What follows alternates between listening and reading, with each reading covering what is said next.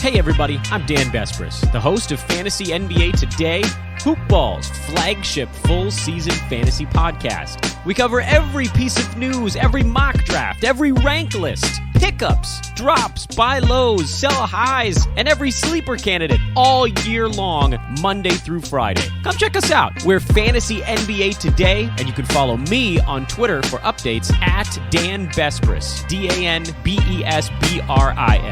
We'll talk to you soon. The following is a Hoop Ball presentation.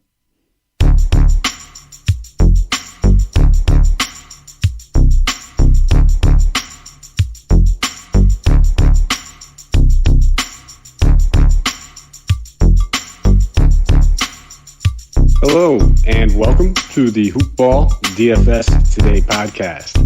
I am your host, Mike Apatra, joined by my good buddy, Brenton and Mike. So you know what that means. It is a wonderful Friday morning out here on the Eastern Coast. We're going to be breaking down this October 2nd slate for you guys. Second game of the NBA Finals. A little shaken up. We're going to have some injury news to talk about, how we plan on letting that affect our lineup decision, how we're going to structure our lineups, and all that good stuff. But right now we know the Lakers are coming in 1-0. But more importantly, before we jump into anything, let me pass it over and see how my good man Brenton's doing. Yeah, I'm doing well, man. How you doing? I'm living the dream out here, man. I mean, it's Friday. Yeah, weekend right around the corner. We got some hoops on, and we got sports all weekend long. Got some MLB playoffs out here in the States. So it's a trying time for a lot of the world. But I mean, the glass half full approach is it's the only time in sports it'll ever be like this. It's very true, and we're into AFL finals over here. First game last night, so there's lots of fantasy going on here. I'm certainly not bored, that's for sure. That's absolutely right, man. Always got something to watch. And as we're recording this, it's Thursday night, American League football over here. Football, it is the NFL.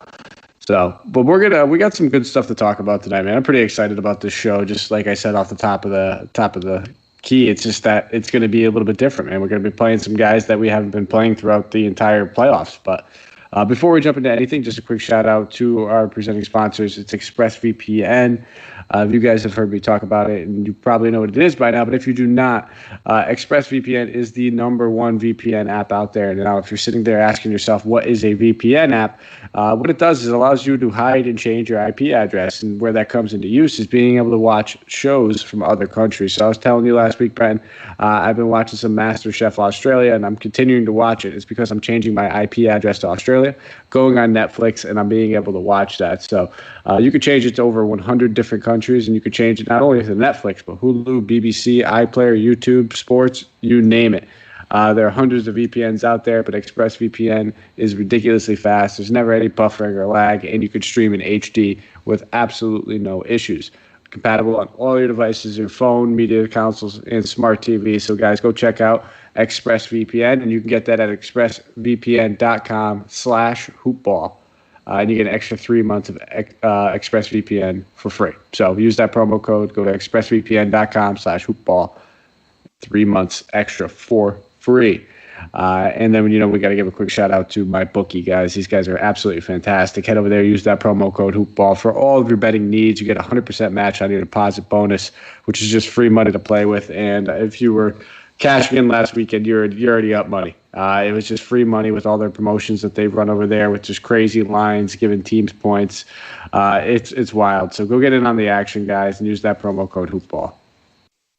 All right, Brenton, we got some good action to jump into. Miami Heat going against the Los Angeles Lakers. This game's coming in at a different spread this time, obviously, with the injury news.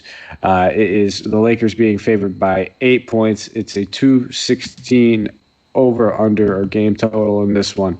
Obviously, the injury news at the top of it. Bam Adebayo and Goran Dragic both being listed as doubtful at the moment. Bam dealing with a strained neck, and as we heard, Goran Dragic tore his plantar fasciitis. So neither injury is a fun one. Obviously, the one with Dragic, we imagine that could be it could be a series ender. They're talking about him playing through it, but obviously you're never going to be the same if dealing with that sort of injury. is a painful one. And then Bam, battling probably multiple things, whether he hurt his wrist over there in that Celtics series. Now he's dealing with a strained neck. He's trying to battle through, but he's taking this one off most likely. So I'll kick it over to you, Brad. We have this Miami Heat team basically debilitated in what is the biggest stage in basketball. So we're going to have to expect it's a lot of minutes between Bam, between Dragic. People are going to have to pick those up. Minutes equal money. So why don't we talk about, some of these cheaper options that we could be looking at in place of these two guys, because we obviously love to go cheap at our captain spots. Yeah, for sure, and it's just such a tragedy for NBA fans everywhere to see those injuries happen in Game 1. I was super pumped to watch what I thought was going to be an amazing matchup, and now I'm a bit concerned that this may all just go away. But look, between those two guys, Dragic and Bam, I can't see Dragic getting up with a torn plantar fasciitis. So, there's been tweets saying, out there, general public thinking he might just miss a game and come back, but I don't see that. I think he's probably gone. The general, amount of rest or games off that you have when you tear that particular tendon or muscle is more around 10 to 13 games. So I don't expect to see him back. So that opens up the floor for some guards for sure. As far as Bam goes, if anyone's going to probably play through a neck strain and the shoulder stuff that he's got going on, it's probably Bam. We really need to check the news closer to tip off and make sure he's out there.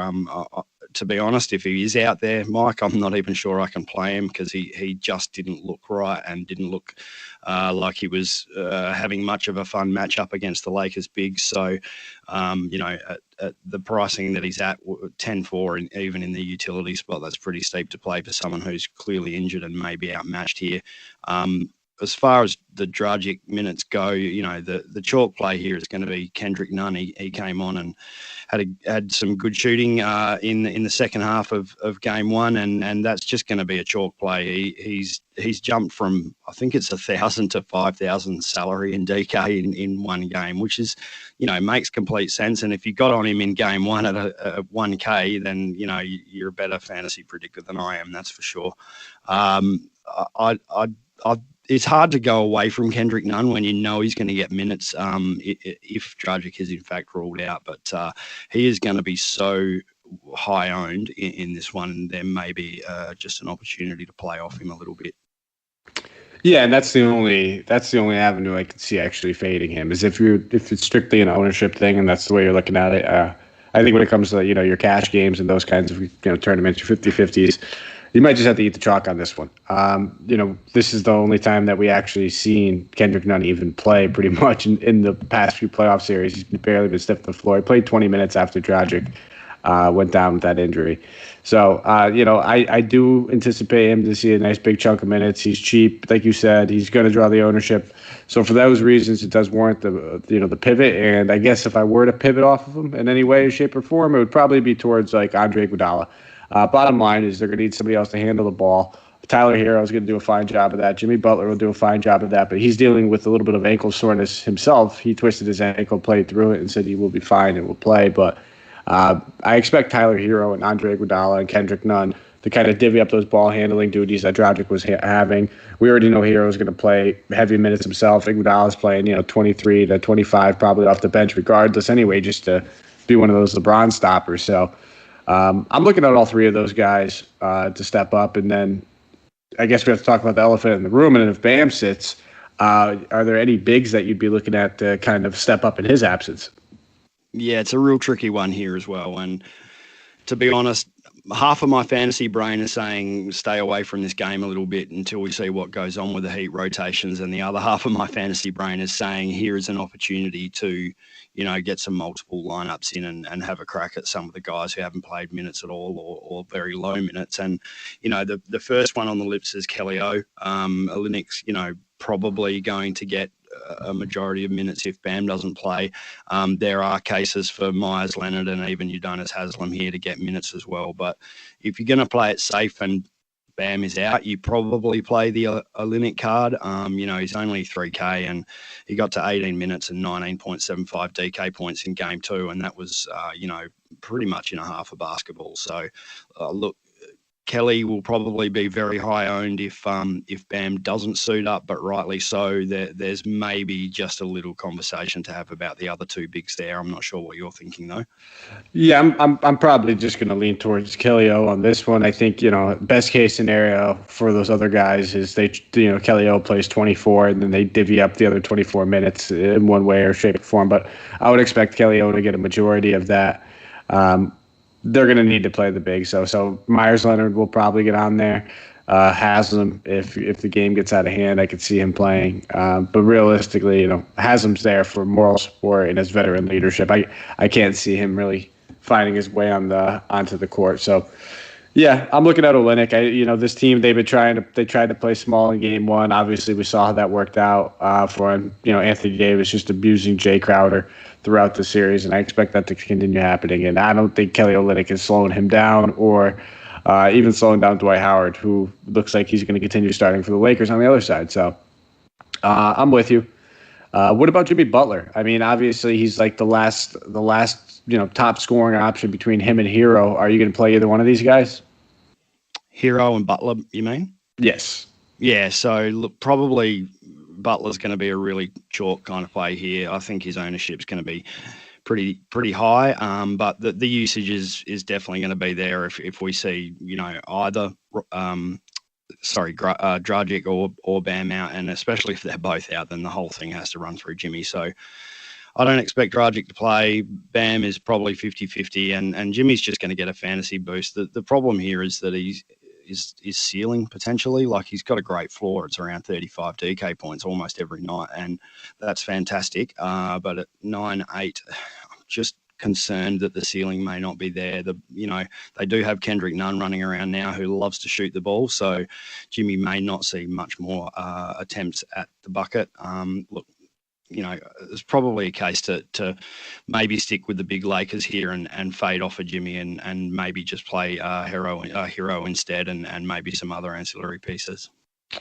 Yeah, it's a small sample size, but with Dragic and Bam both off the floor, Butler is sporting a 30.1% usage rate, averaging 1.31 DK points per minute. So excellent numbers, 1.31 DK points per minute for a guy that you can expect if this game were to somehow, I'm not going to say somehow, but if it stays close, we'd probably be looking at anywhere between 38 and 40 minutes, and it's a good return. You can't argue with that. You're talking about probably like a 50 to 52 point game if it is able to stay close. So it's going to be hard to avoid him. I'm going to want one of those guys in every single lineup, I think, whether it's Hero or Jimmy, depending on how much money I have. Obviously, I prefer Jimmy, but I'm expecting a solid usage from both these guys. Both these guys are going to have to step up and be the primary go-to scoring options, and then we should see a little bit of Kendrick Nunn chipping in, a little bit of Kelly O. Those are probably my top four plays, and then Andre Iguodala is going to be my other guy. I'm going to be looking at his little contrarian play. I don't think I'll be getting too much Jay Crowder, although I do anticipate his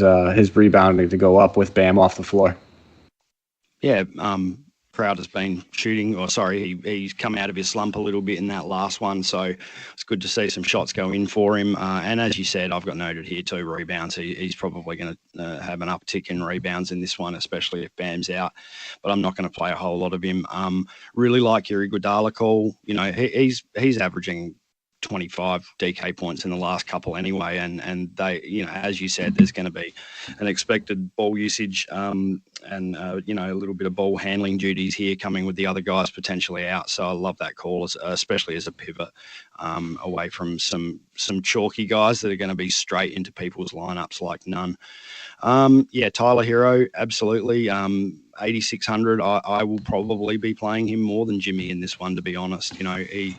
He didn't do that well in the regular season matchups against the Lakers, but we're just seeing completely different Hero out there now. So I think he's probably going to be a little bit under-owned in terms of what he probably should be. He's likely to get the start here, which may bump his ownership up a little bit, but I'm still pretty hot on Hero in this one.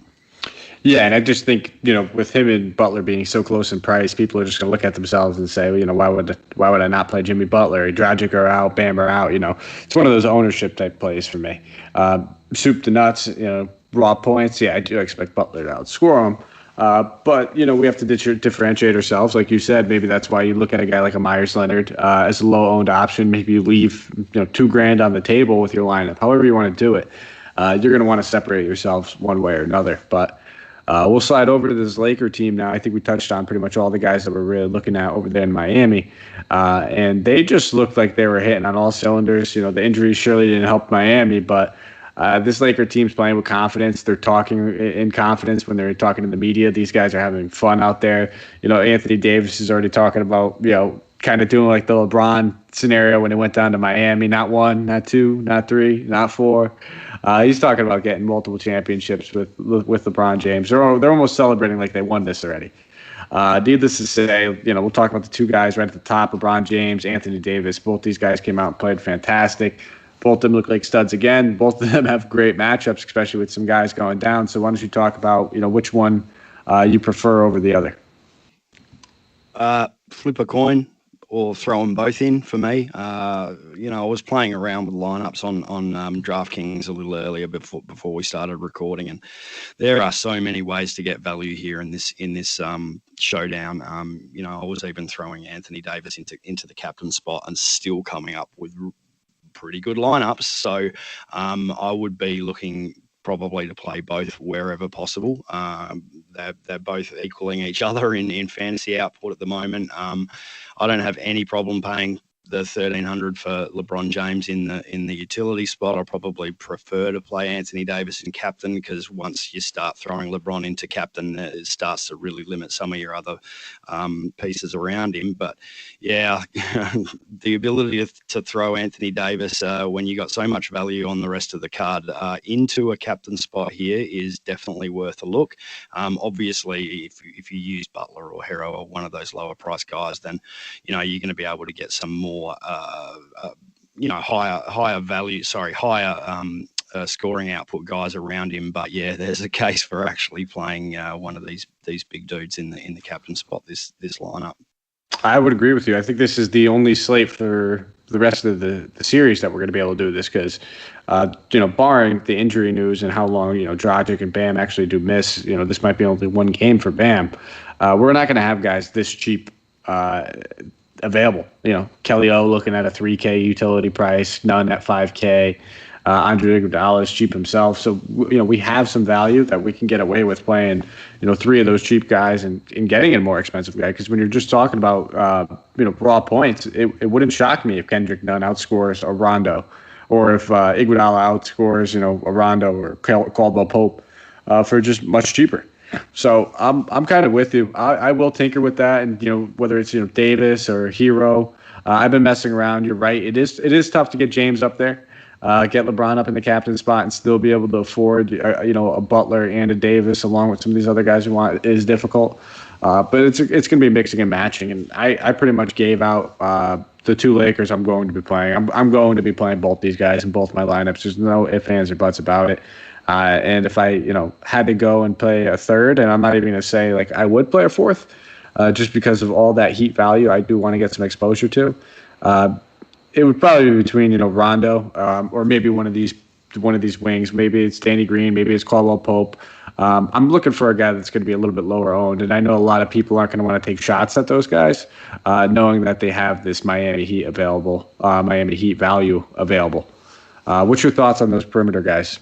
Yeah, really good call. There's going to be so many people switching over to the Heat because we all know of the injuries and the minutes that are up for grabs there. So people may be, moving away from some of the lower priced Lakers guys. And yeah, look, Danny Green, not for me. He had a decent outing in game 1, but that's with, what did he have? 3 blocks and 2 steals. So it was pretty much defensive stat related. And I'd rather play KCP. He's just been, hitting his straps in the playoffs and he's playing pretty consistently. So he's almost become less of a stab in the dark for me lately than someone you can actually kind of look at.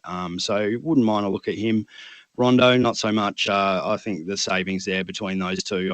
And as you mentioned, there are Heat guys who are probably going to outscore him or potentially outscore him for much, much cheaper. So won't be playing much Rondo. Dwight Howard, hard one. Only 15 minutes in game 1, but that's potentially just because of the blowout nature and that type of thing. There's not really much else on this Lakers lineup that I'm looking at. Caruso, a massive price bump, or not massive, but a big price bump, and he's kind of equaling 20 DK points to reach value, which you can't fully trust. Probably Dwight rather than a guy like Caruso. I expect the minutes to go back up for Dwight Howard in game 2, so we should see some good value there too. Yeah, the only other guy, I think you hit the nail on the head. And I think there's one other guy that we might be able to mention, and it's Markieff Morris. Yep. He played 18 minutes in that first game. JaVale's pretty much been phased out. I think with Bam sitting most likely, Kelly O, they if they don't option to play a guy like Myers Leonard or any of these other bigs that they have, and they just want to go smaller, that's the exact scenario that we'd see Markieff Morris get a few extra minutes. And in the scenario of a blowout, again, another option to him get a few more minutes. So I think he makes sense if you're looking at him in GPPs, or if you're game scripting this, for a Laker blowout. He does make some sense in that kind of scenario as well. Other than that, I don't know if we really need to dumpster dive and chase after some of these other guys, but we have some options, man. We definitely have some value. I think this is going to be a fun slate just to tinker around, make a few different multiple lineup kind of day for me. I'm definitely probably going to shoot out, I don't know, maybe about 6 to 10 different lineups on this one. Spread those out, max out a couple 3-entry maxes. I'm going to have some fun on this one, man. I'm looking forward to this one. Yeah, it's definitely a day for multiple lineups. I think, I am just a little worried about how many potential lineups there could be that to get you a winner. But it's definitely a fun day, and I guess fantasy players like these type of days where we see some guys where we may just not usually see them. So, yeah, I would just be a little careful. Don't go in too hard in a single game slate where there's so much uncertainty. But yeah, have some fun. Drop in some lineups. Play your Myers Leonard if you want to have a little chuckle and see what happens there. Who knows? What about this weekend, man? Any big plans for? Kids weekend this weekend, man. So weather's good over here. We're currently rocking 30 degrees Celsius, which is out of the blue for the beginning of October. So yeah, I'm hoping the weather sticks up and we can get the kids outdoors and maybe even in the water somewhere down the beach. How about you? I'm gonna be just sitting back, relaxing. My Saturdays are just kind of catch-up days for me throughout the week. I got a lot of stuff done around the house. Get some remedial things. Go get my grocery shopping done. I do all that on Sundays. They're pretty much for just hanging out with the guys. I have some of my friends over. We'll watch some football. Made a mean chili last week, so maybe I'll do some pulled pork or something like that this Sunday and just relax, man. Really just sit back and kick it. Really looking forward to it. But all right, brother. Well, I think that's all we have. I mean, nice little 22-minute show out here. Breakdown of this. I think we did a pretty good job. I think we got a pretty good grasp on it. We've been doing well with these showdowns, so let's keep the momentum going. So if you guys have a minute, you want to give us a follow on Twitter, you can find me at Mike Apotria. That is MikeApotria. You can find Brenton at Terrain72, TERRAIN72. Always trying to answer some questions out there. We've been getting a couple of them lately. You can even shoot them in the DMs. We might not see them right away, but we'll get to them as soon as we could. And then if you guys can give us a nice thumbs up, subscribe, hit the like button, 5-star review, wherever you're listening to, iTunes, Stitcher, Spotify, Podbean, iHeartRadio. We are available all over the place. It means a lot to us, guys. Allows us to keep producing this content in front of a nice paywall. So please, even if you've already done it, do another one. It means a lot to us. That is it, Brenton. Is there anything else you'd like to say? You know what? I don't think I've done it in a few shows. Take us out. You did it in the last show, dude, but I'll take us out. That's fine. You've been listening to Hoopball Fantasy DFS today. Mike Apotria over there in Connecticut and Brenton Eckersley, me here in South Australia. We are done. How do you say it? Let's go crush some GPPs. That's it, bro. I love it.